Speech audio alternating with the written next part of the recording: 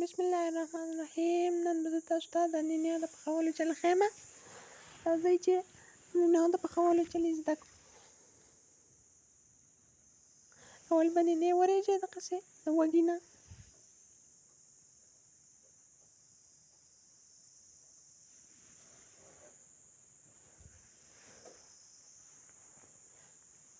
چې ښه ښکلې دي، صفایي به ورله وکړې، صفا به یې کړې، ګیرۍ میرۍ به ترې ټولې لرې کړې. بیا به اور بل کړې او تبخۍ به پرې کېږدې.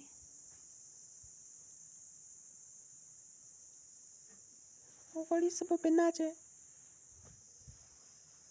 اول به پرې نینې ور واچوې.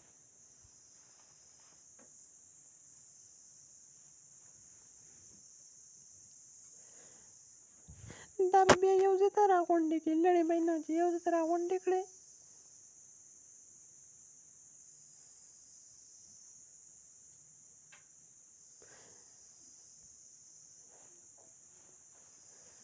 نو بیا به پرې د مجمع یا د تالې سر کېږدې چې دا ټاقېږي، تویېږي نه. بیا به یې د سر لرې کړې، 2-3 منټه بعد بیا به یې ولړې.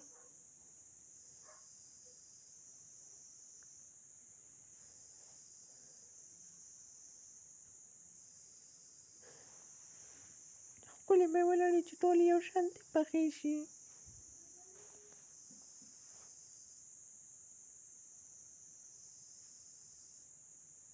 ښه ښکلې به یې خورې ورې کړې.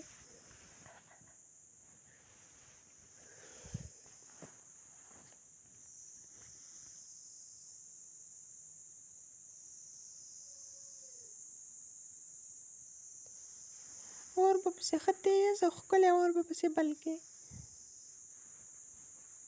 بیا به ورته مساله ور واچوې.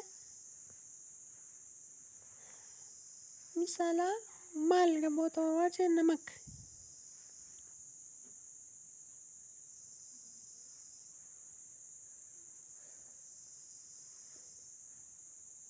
لږ به یې ولړې.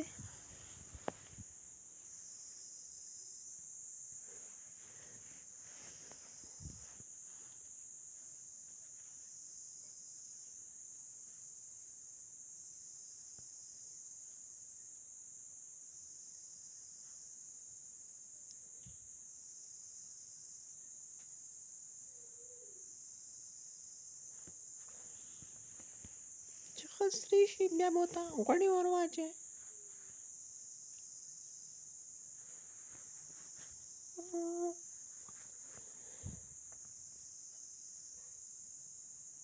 اوس ورته موږ ور اچوو غوړي. غوړي دې ورته ور واچول، نو دا به ولړې چې دا ټولې پکې حل شي، چې خوږې شي.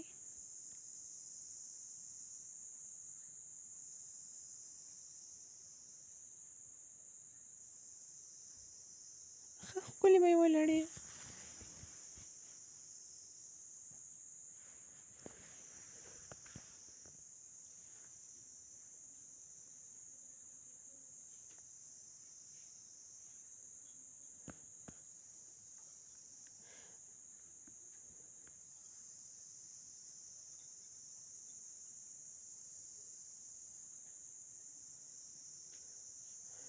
بس نینې اوس تیارې شوې، ښه ښکلې پخې شوې.